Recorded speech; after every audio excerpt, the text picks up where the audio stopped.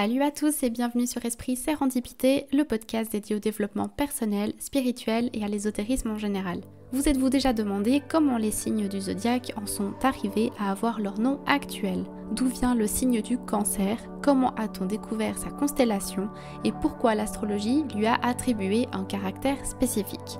C'est ce que nous allons voir dans ce 89e épisode.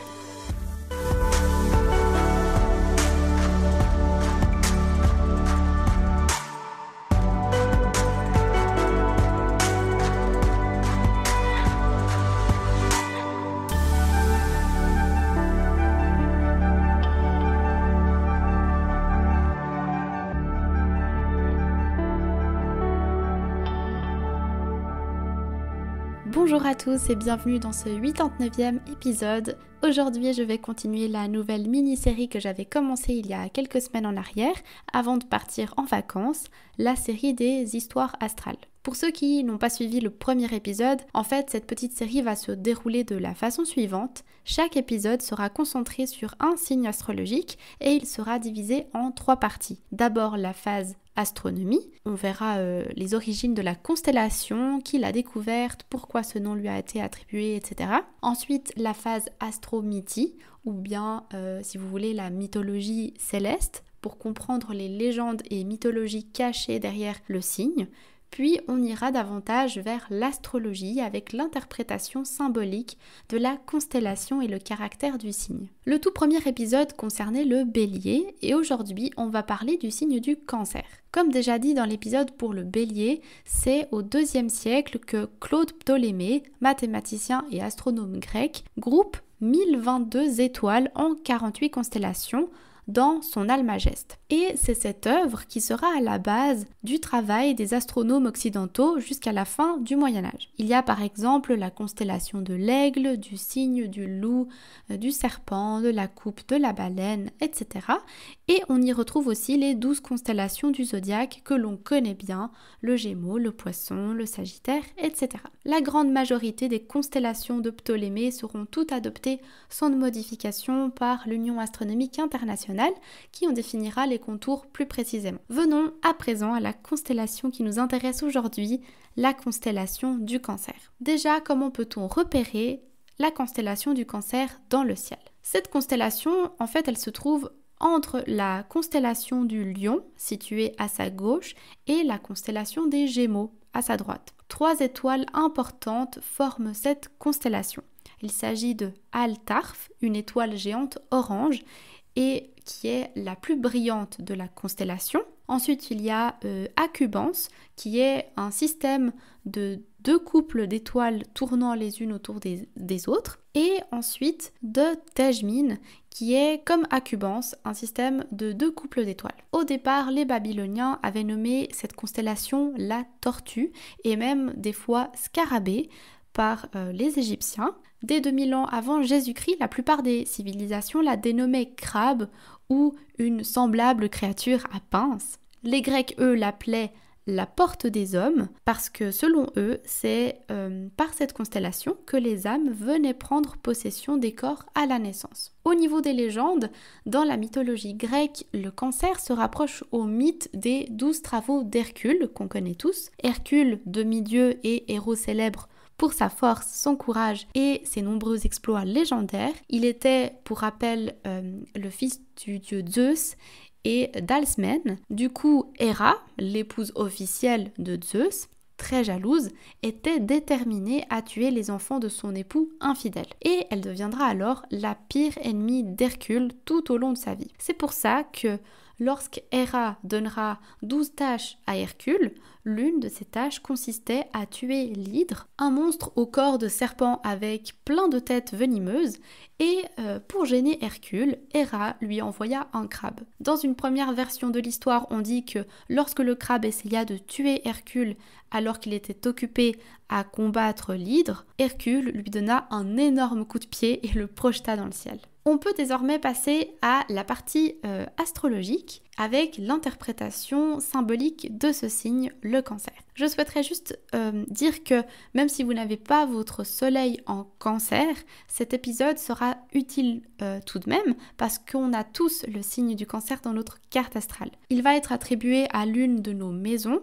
et peut-être sera lié à une autre planète comme Mercure, Saturne, etc. Il est déjà important de comprendre l'énergie et les caractéristiques de base du signe pour ensuite comprendre les influences qu'il aura dans les différentes maisons ou avec les autres planètes. Donc, voici quelques informations de base. Le signe du Cancer est un signe d'eau cardinal. Il est gouverné par la Lune et ses cycles. Son signe opposé est le Capricorne. L'expression du Cancer est « je ressens ».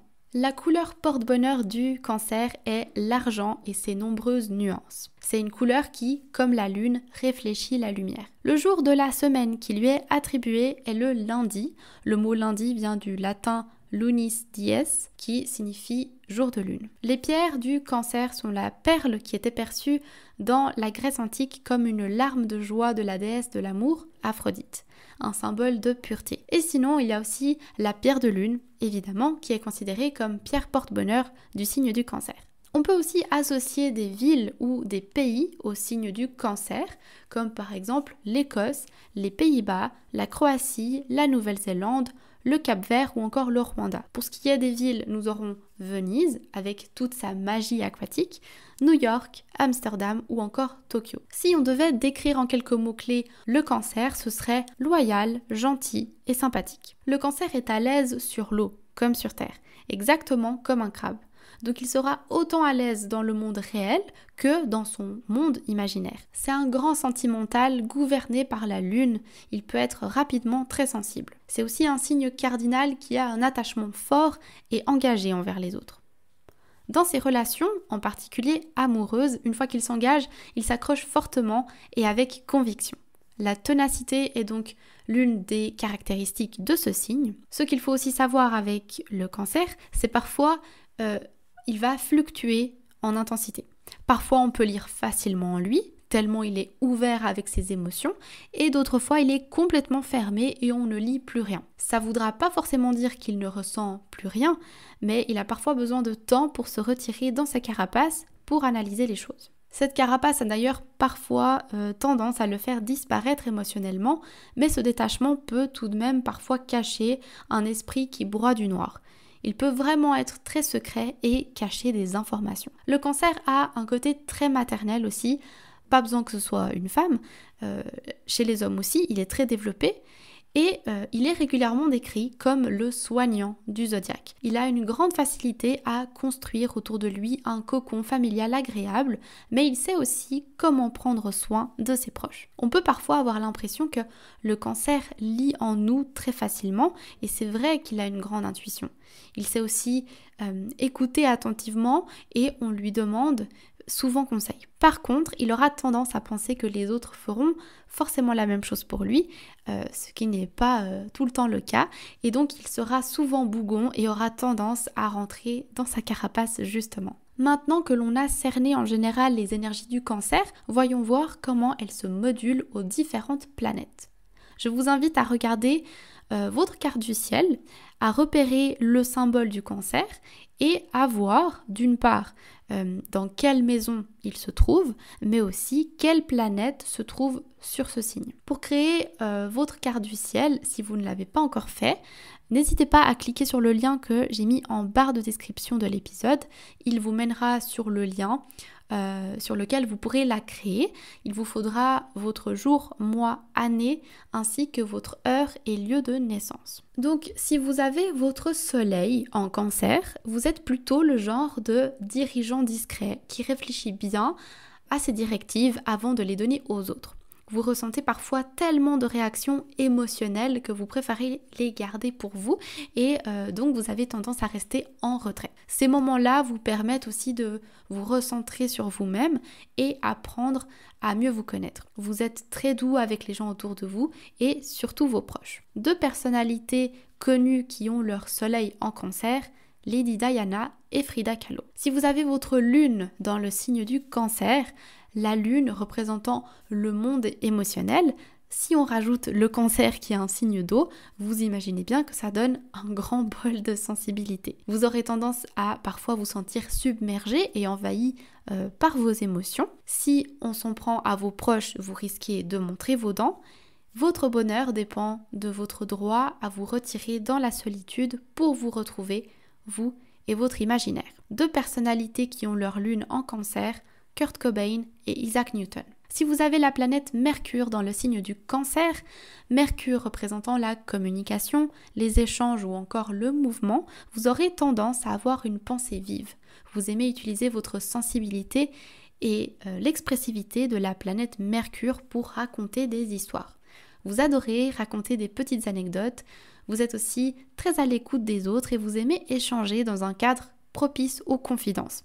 Avec vous, les gens se sentiront toujours réellement écoutés. 2 personnalités qui ont leur Mercure en Cancer, Carl Gustav Jung et Philip Mountbatten. Si vous avez la planète Vénus dans le signe du Cancer, Vénus représentant l'amour, la beauté ou encore l'art, votre façon de voir l'amour sera plutôt particulière. Ce placement privilégie en fait les échanges intimes entre 4 yeux plutôt que les rencontres dans des soirées où il y a beaucoup de monde. C'est la tendresse qui domine et vous pouvez vous lier à quelqu'un rapidement d'un simple sourire. Vous avez tendance à être très lié aux valeurs du foyer et avez une idée précise de l'engagement auquel vous aspirez. Cependant, vos rêveries peuvent vous rendre passif et vous aurez parfois tendance à vivre à côté des réalités. 2 personnalités qui ont leur Vénus en Cancer, Barack Obama et Meryl Streep. Si vous avez la planète Mars dans le signe du Cancer, la planète Mars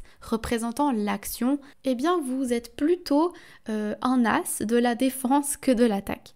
Si on ne vous pique pas, vous n'irez jamais embêter les autres. Généralement, il n'y a que vos proches et votre famille qui peut réellement vous mettre en colère. Le Mars en Cancer est un faux calme qui aura tendance à procrastiner. Mais lorsque le cadre s'y prête, vous avez une énorme énergie créative. 2 personnalités qui ont leur Mars en Cancer, Mozart et Robin Williams. Si vous avez la planète Jupiter dans le signe du Cancer, la planète Jupiter représentant la philosophie de vie, la foi et la morale, notre optimisme et notre générosité, vous adoptez souvent une attitude protectrice. Vous êtes peu enclin à prendre des risques qui pourraient vous rendre inconfortable au niveau émotionnel. Vous aimez les échanges à 2 ou en famille. 2 personnalités qui ont leur Jupiter en Cancer, Taylor Swift et Emmanuel Macron. Si vous avez la planète Saturne dans le signe du Cancer, Saturne représentant l'apprentissage, l'endurance, les limites et la patience, ce qui vous intéresse, c'est de sécuriser votre stabilité intérieure.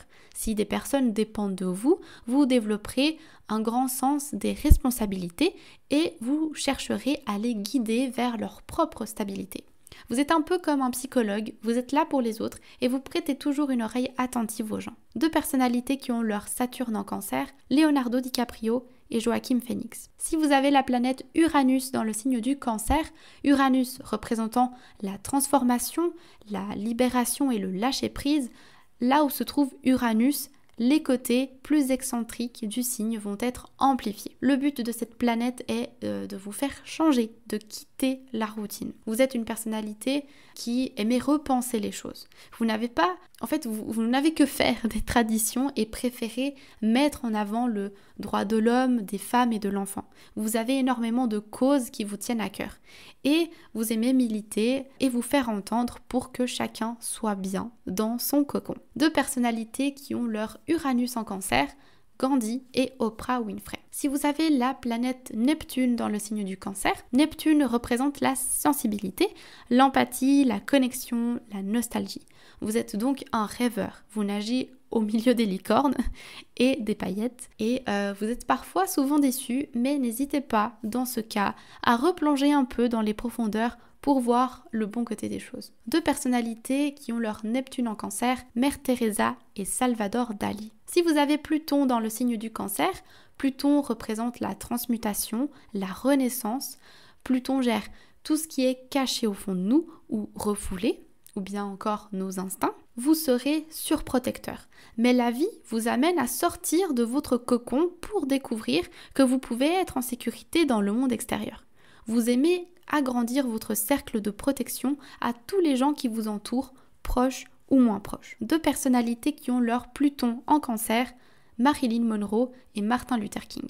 Pour conclure, regardons maintenant l'influence du signe du Cancer dans les différentes maisons. Sur votre carte astrale, il suffit de repérer le signe du Cancer et de voir dans quelle maison il se situe. Par exemple, si vous avez le Cancer en maison 1, la maison 1 se rapporte à l'ascendant. C'est la maison qui traite du moi, du comportement de la personne vis-à-vis de l'extérieur, de notre personnalité, mais aussi de notre apparence physique et de notre vitalité. La personne qui aura le Cancer en maison 1 sera plutôt de nature rêveuse. Elle aura une apparence calme et paisible et aussi très accueillante. Mais ces personnes afficheront facilement leur naïveté et leur fragilité à cause de leur grande sensibilité. Elles pourraient également avoir tendance à être influencées par autrui. 2 personnalités qui ont leur Cancer en maison 1, Angelina Jolie et Albert Einstein. Si vous avez le Cancer en maison 2, la maison 2 se rapporte aux possessions matérielles, vos biens, y compris votre argent. Si vous avez votre maison 2 dans le signe du Cancer, c'est auprès de votre famille que vous vous sentirez en sécurité. La créativité et l'imagination sont 2 atouts chez vous qui vous permettront d'avoir des métiers dans le monde de l'art ou des métiers manuels. Les ressources financières proviendraient pour la plupart de la famille. 2 personnalités qui ont leur Cancer en maison 2, Kristen Stewart et Will Smith. Si vous avez le Cancer en maison 3, la maison 3 se rapporte à la pensée. Elle parle de la communication et d'état d'esprit, mais aussi de notre entourage proche, comme nos frères et sœurs. Si votre maison 3 se situe dans le signe du Cancer, votre intelligence trouve sa source dans votre mémoire émotionnelle. Mais quand votre timidité l'emporte, vous avez tendance à ne plus trop parler alors que les émotions vous poussent justement à le faire. Il est aussi probable que vous aimiez beaucoup vous occuper de vos frères et sœurs. 2 personnalités qui ont leur Cancer en maison 3, Miley Cyrus et Robert Pattinson.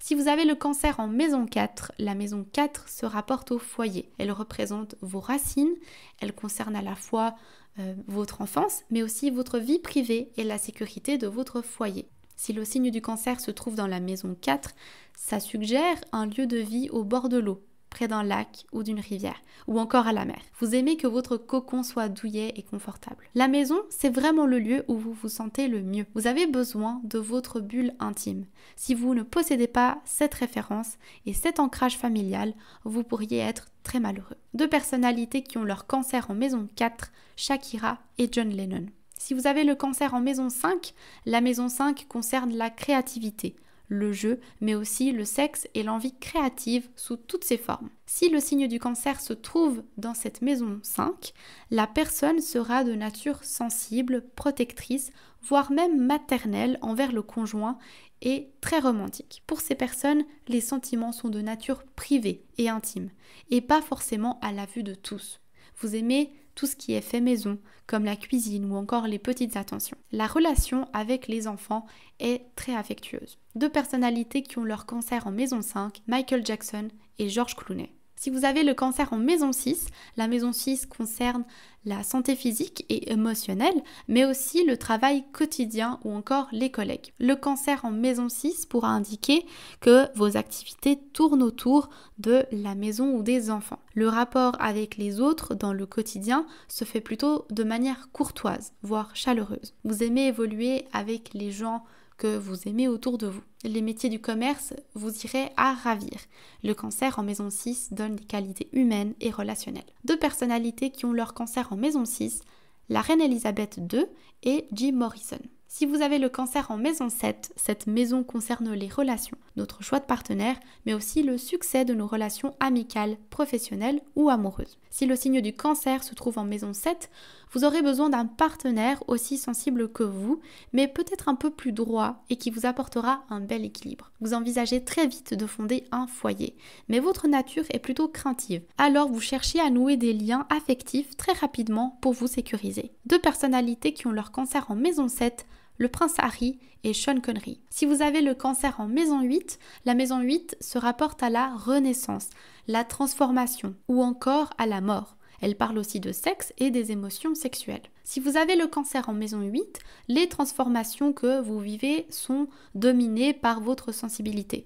Il vous sera parfois difficile de surmonter les crises parce qu'en étant très émotif comme vous resterez longtemps affecté. Au niveau de la sexualité, elle est faite de tendresse et de câlins. Deux personnalités qui ont leur cancer en maison 8, Brad Pitt et Elvis Presley. Si vous avez le cancer en maison 9, la maison 9 concerne le voyage, l'exploration, l'ouverture d'esprit. Si le cancer est dans cette maison, les personnes aiment s'évader par le rêve, mais pas forcément partir à l'aventure. Elles sont assez craintives de nature et voyager est toujours un peu risqué pour elles qui ont besoin de sécurité. Mais sinon, des vacances en famille au bord de la mer, ça peut passer. Deux personnalités qui ont leur cancer en maison 9, Katy Perry et Hillary Clinton. Si vous avez le cancer en maison 10, la maison 10 parle des aspirations, de notre statut, de notre vie publique, nos ambitions. Si vous avez le cancer dans cet emplacement, la créativité et l'imagination occupent une place importante dans votre carrière et vos ambitions. Soit vous vous tournerez vers un métier familial, où vous pourrez par exemple vous consacrer aux enfants, soit des métiers liés au commerce aussi, avec des lieux publics. Parce que vous avez le contact facile et aimez fonder votre réseau professionnel sur des relations affectives chaleureuses et cordiales dans un cercle qui vous ressemble. Deux personnalités qui ont leur cancer en maison 10, John Fitzgerald Kennedy et Marine Le Pen. Si vous avez le cancer en maison 11, cette maison parle des amitiés, des amis, connaissances, mais aussi les projets et les idées. Le cancer en maison 11 indiquera que dans un groupe d'amis, par exemple, votre participation sera toujours très émotionnelle. Vous avez tendance à suivre les autres plutôt qu'imposer vos idées. Vous avez par contre beaucoup de créativité, ce qui peut bénéficier aux autres membres de votre groupe. Vous avez aussi tendance à rechercher une certaine popularité parce que vous aimez être entouré. Deux personnalités qui ont leur cancer en maison 11, Ryan Reynolds et Johnny Hallyday. Si vous avez le cancer en maison 12, cette maison concerne les secrets. Elle est considérée comme la maison la plus spirituelle, mais c'est aussi la maison de l'inconscient. Elle peut aussi parler de la façon dont nous pouvons nous auto-saboter. Si vous avez le cancer en maison 12, vous serez souvent très hypersensible et noyé sous vos émotions. Se replier sur soi de façon méditative peut être bénéfique pour calmer vos raz-de-marée intérieurs. Attention parce que vous pourriez être bloqué dans votre évolution à force d'être trop nostalgique et trop tourné vers le passé. Votre émotivité vous rend parfois trop passif. Deux personnalités qui ont leur cancer en maison 12, Johnny Depp et Ted Bundy. Voilà, c'est tout pour cet épisode. J'espère qu'il vous aura plu. N'hésitez pas à partager en commentaire vos ressentis et à me dire où se situe le signe du cancer dans votre carte astrale. N'oubliez pas de vous abonner pour ne manquer aucun épisode. Vous pouvez aussi retrouver le podcast sur les plateformes de podcast habituelles, Spotify, Google Podcast, Apple Podcast ou encore Deezer. Vous pouvez suivre la page Instagram également, le lien sera en barre de description et je me suis également lancée sur TikTok, donc n'hésitez pas aussi, si vous avez un compte là-bas, à aller me suivre. Et sinon, on se retrouve dans 2 semaines pour un prochain épisode. D'ici là, prenez soin de vous et à bientôt.